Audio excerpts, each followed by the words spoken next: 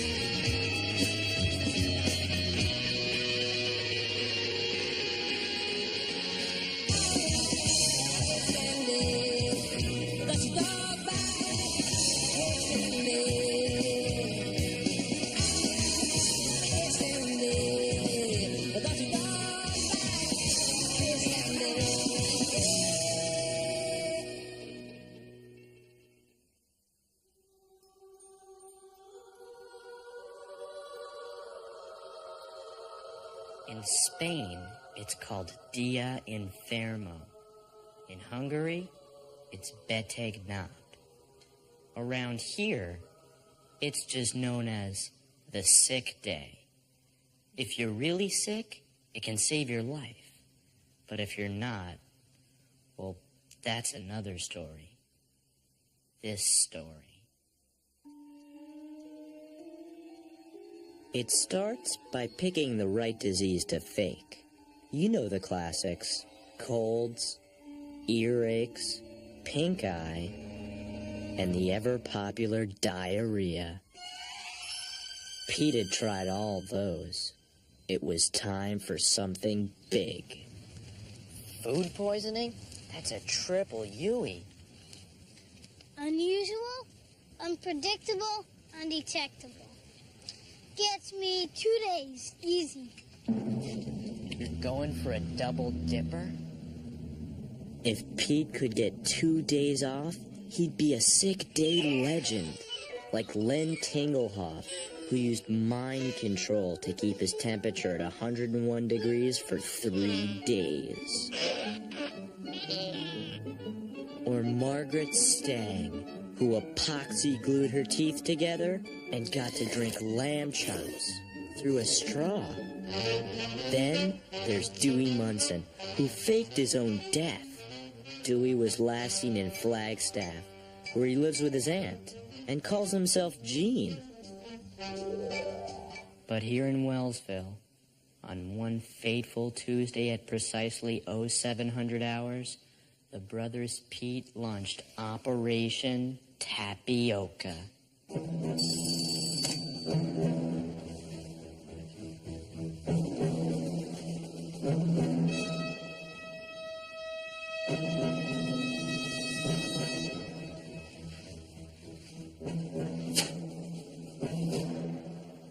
Pete began his assault with the now patented triple-action moan-groan.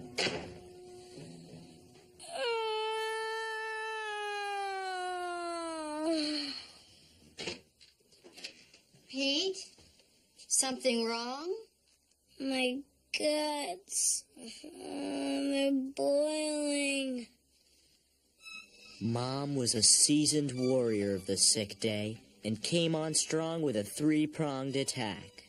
Glands, temperature, pulse. I don't think you have a bug. And neither does Petunia. And it wasn't something you ate last night, because we all had the same thing.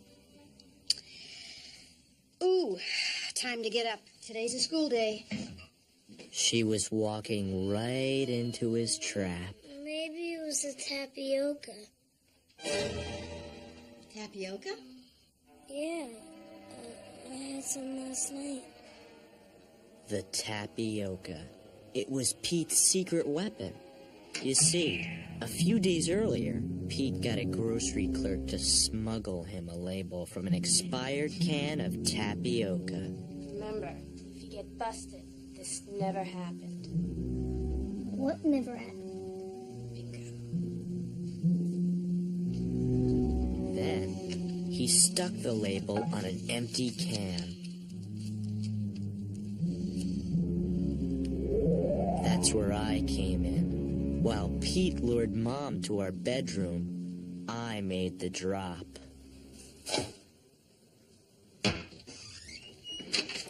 Honey, I just talked to Dr. Volker.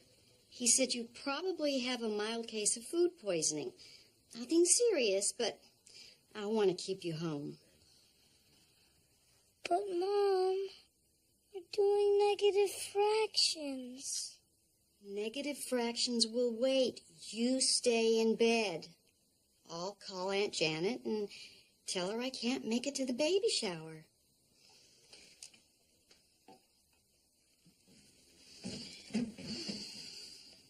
You don't have to stay, Mom. I'm just gonna sleep all day. Well, Dr. Volker says sleep's all you really need. And this bucket, just in case. But I hate to leave you alone. I won't be alone, Mom. I've got my negative fractions. Such a good boy. All right, honey. I'll leave Aunt Janet's number and some Melba toast in case you get hungry. Does that sound okay? Mom? Love you.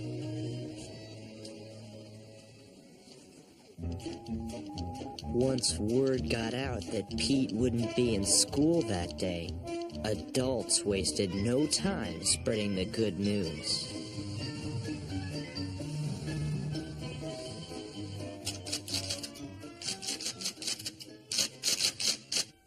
It can't be! Mr. Throneberry! Look! To Pete's teachers, a day without him was like a Hawaiian vacation. Aloha maku maku. Dolores, quick, get the code book.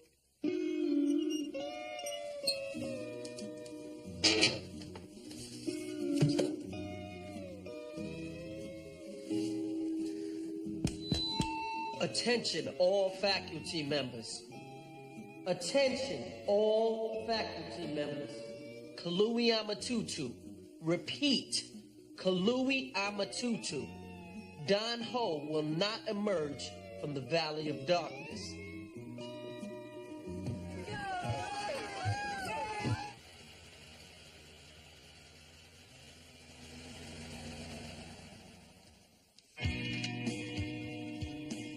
Hello, Freedom.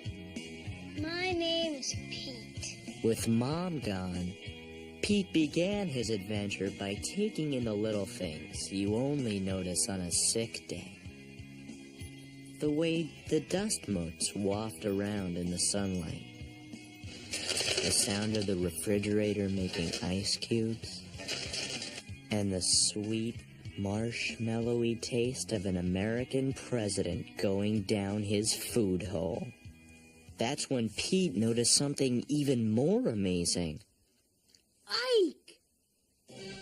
That's right, Dwight D. Eisenhower. Famous for commanding the Allied forces in Germany, and being the only president Pete hadn't shoved up his nose.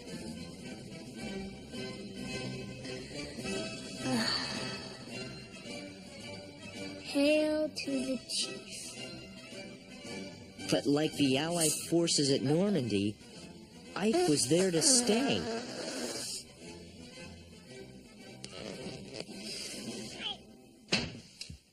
Meter man! Hello? Anyone home?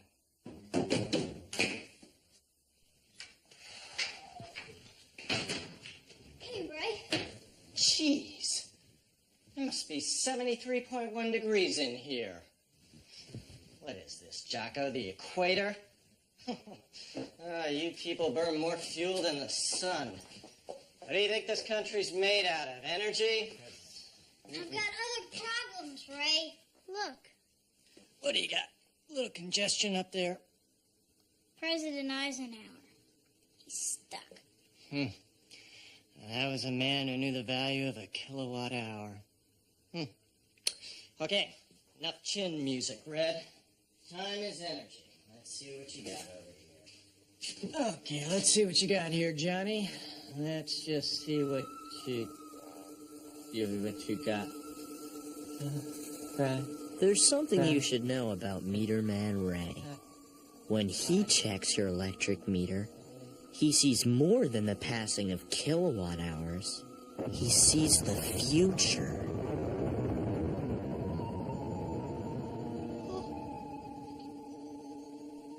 Do you have a bomb shelter?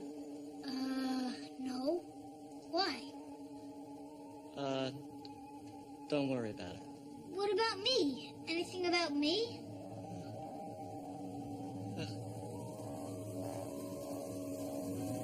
I see you with Martin Van Buren, our 8th president. He conserved face heat with giant sideburns. Good man. What? Oh, he's gonna lead you to the promised land. Promised land? I'm not going anywhere. I'm faking sick. The wheel has spoken. It also says your kilowatt usage is up 3%. Tell me, Chief, do folks ever think you're using dimmer switches in here? No, but I'm not going outside. What if someone sees me? It's too risky. That's fine with me, Professor. If you knew how much heat escapes from the top of your head, woo-hoo, that would make you sick for real. Well, see you next month, Skipper. Skipper really wasn't going anywhere until he saw it. The Excalibur 2000, the most powerful garage door opener known to mankind. Only Dad was allowed to wield its mighty power, but no one was home. Pete had to try it. He was gonna break the cardinal rule of faking sick. He was going to go outside. Pete knew that by going outside, he risked blowing his whole sick day scam. But he had seen the Excalibur TV commercial too many times to turn back now. Excalibur, Excalibur, Excalibur, mightiest opener in the land, opens the door with a touch of your hand. Excalibur, Excalibur, its laser shoots through anything, its power will make you feel like a king. Excalibur, Excalibur. Excalibur!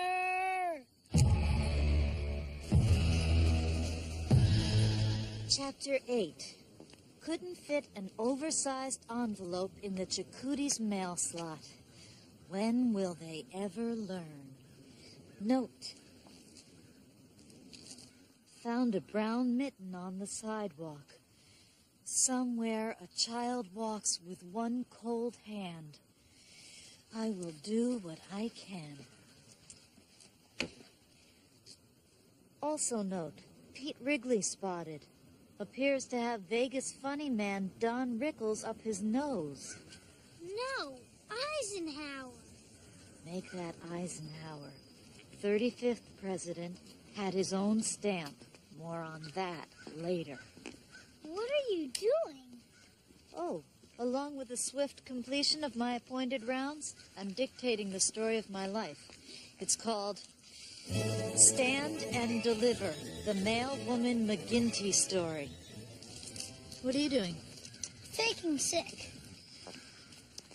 While faking sick, Pete Wrigley has broken the cardinal rule and gone outside.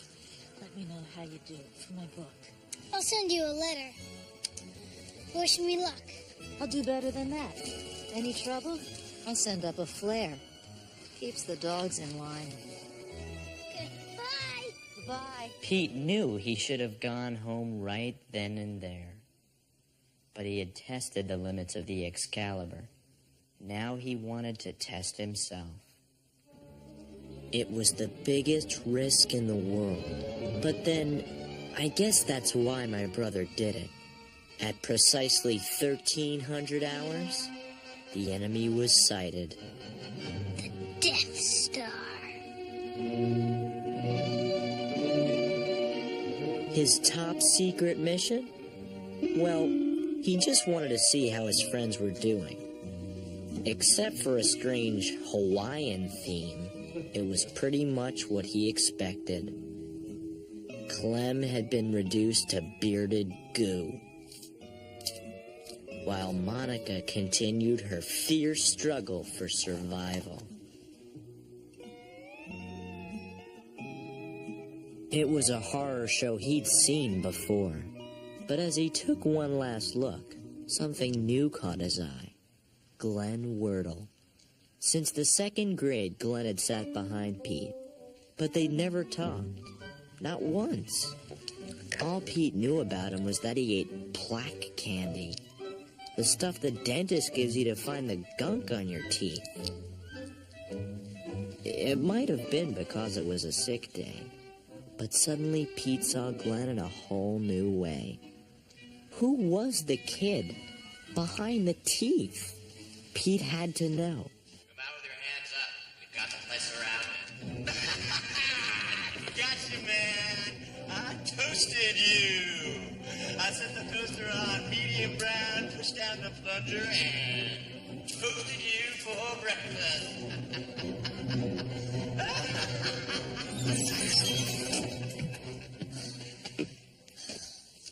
I toasted you. And you could have busted me. I'm faking sick today, Stu. Oh my gosh, I didn't know. Everything is fine in here. There are no dangerous fugitives or anything like that. No, siree, Bob. I got you covered. I'm sorry. I guess I'm just a little bored. What do you do all day when we're in school?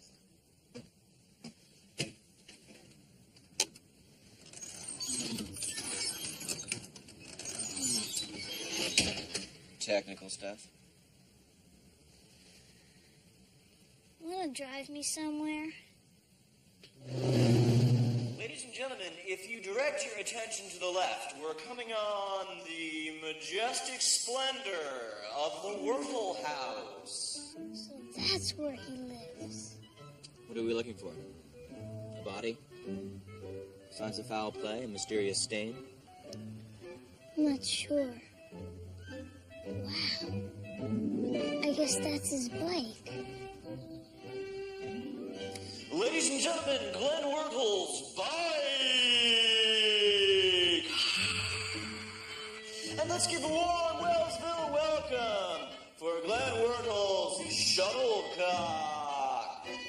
I didn't know he played badminton. Are you sure you're just faking sick, Pete? That's Glenn Wardle's life out there, Stu. All the little things that make him Glenn Wardle. Can't explain it, but you just see things a little differently on a sick day.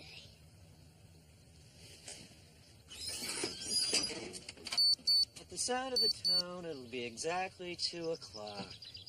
2 o'clock? School's out. I got a vamoose, El Pronto. It's not safe out there. Get back in. I'll give you a ride home.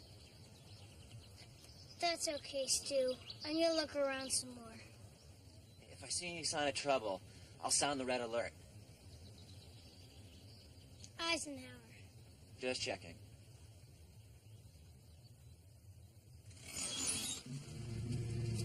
Pete knew he was pushing his luck, but before he went home, he had to find out a little bit more. Something that would unlock the mystery of Glenn Wardle's Wordleness. No way.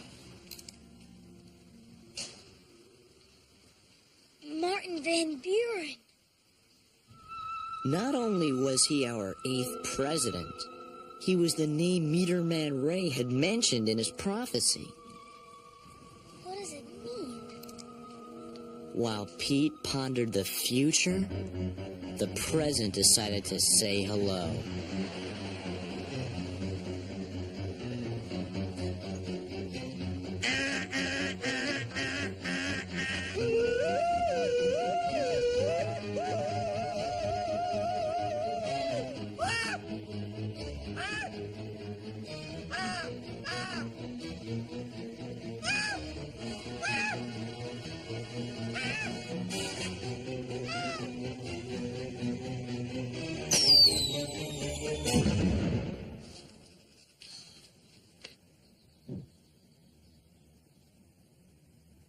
Pete knew he'd be dead meat if he didn't beat Mom back to the house.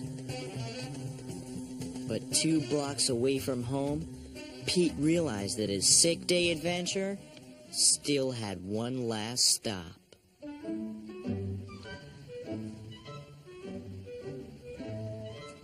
Hey, Glenn!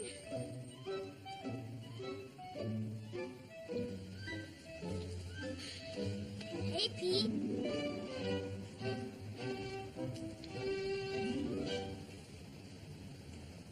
Hi, Pete. Hey, Glenn. How's the plaque? Not bad. Want some plaque candy? I got extra. Sure. Thanks. Hey, isn't that Eisenhower? Yeah, it is. I don't know how we got up there. Yeah, I got Harry Truman stuck up my nose once. Really? How'd you get him out? Static electricity. I just rubbed my feet on a rug, touched the doorknob, and fired. Really? That works? Yeah. Just the other day I had to blast out Martin Van Buren. Yeah, Van Buren. How'd you know? Just a guess. Hey, Pocahontas, you better hurry. Your future's looking dim. Look, I gotta go. I'll see you soon. Tomorrow.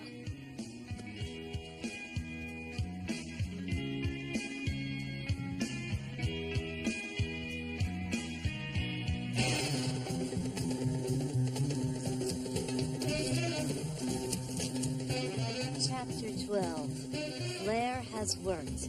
Boy on way home. Just another day in the Mailwoman McGinty story.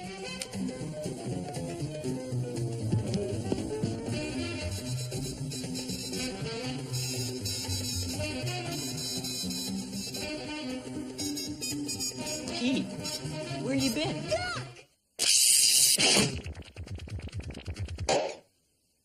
You can thank me later. He was home free. There was no way Mom would know he'd even left his bed. Then he realized his fatal mistake. Dad's door. I left it open.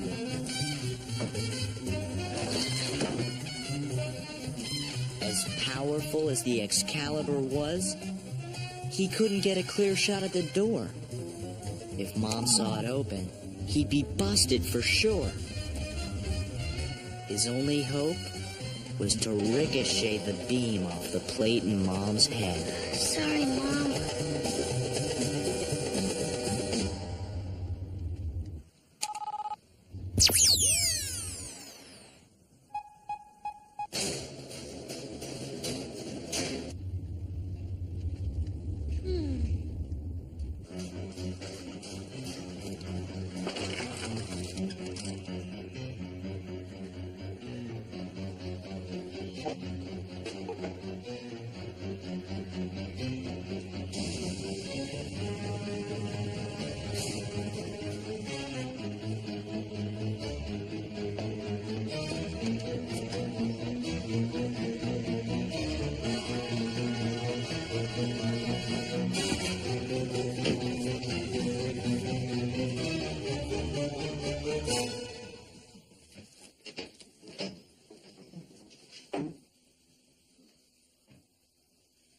Hey, how's my little honey bunny? He's doing a little better.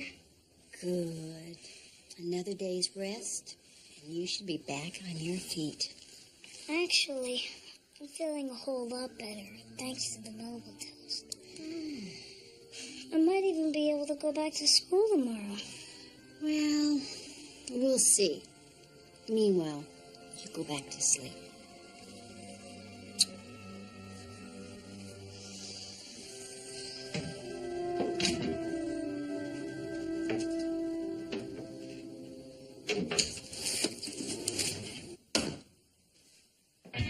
Pete didn't need Meter Man Ray to tell him his future.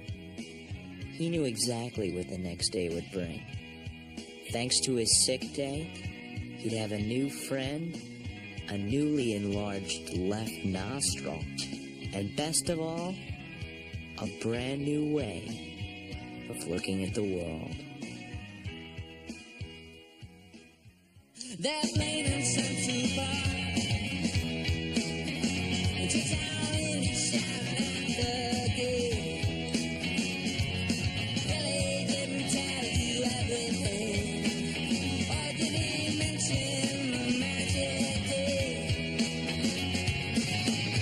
Waiting for October. Cross my fingers, cross my heart, and hope to die. Waiting for October. In the book, and I'll be learning how to fly. He's coming down, but he's not alone. He's gonna bring an army of sin. He's taking all his pride home, and then destroying what remains.